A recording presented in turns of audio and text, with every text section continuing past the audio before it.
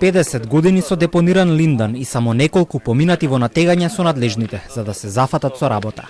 Екоактивистите со реакција по последните случувања на само 15 километри од центарот на Скопје.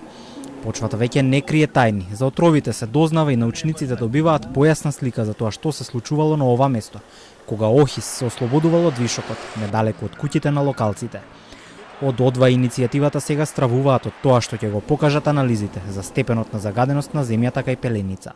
Ќе видиме што ќе се открие, значи предпоставките се дека има длабоко закупувани буриња. Ќе видиме што има во нив, ќе покажат анализите, така што предпоставам дека до крајот на годината ќе имаме страшни вести од таму. Токму до средината на декември е и крајниот рок до кога треба да се добијат резултатите од првичните анализи. Мапирањето е готово, се знае каде и што се исфрлало. Лошата миризба засилено се шири уште од кога е раскопана земјата минатата недела. Дека таму има отрови под земјата не е изненадување за никого.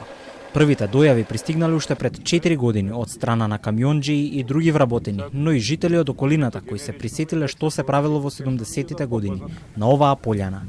Од 2018 година до сега траеше натегањето со институциите да преземат нешто конкретно, велат екологистите.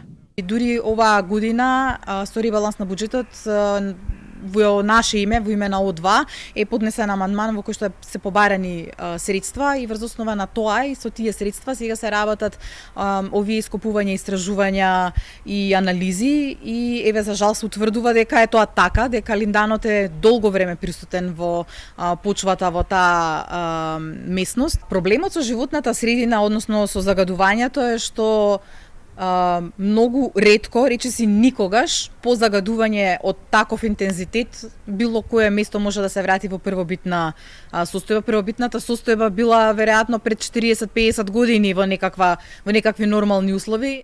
Пешева порачува дека не само кај Драчевска Пеленица и не само во Скопје, туку диви депонии со опасни хемикали и индустријски отпад се лоцирани и на други места. Информира за 16 жешки точки низ цела Македонија. Проблеми заборавени во минатото, а маргинализирани на сметка на дневно политичките препукувања.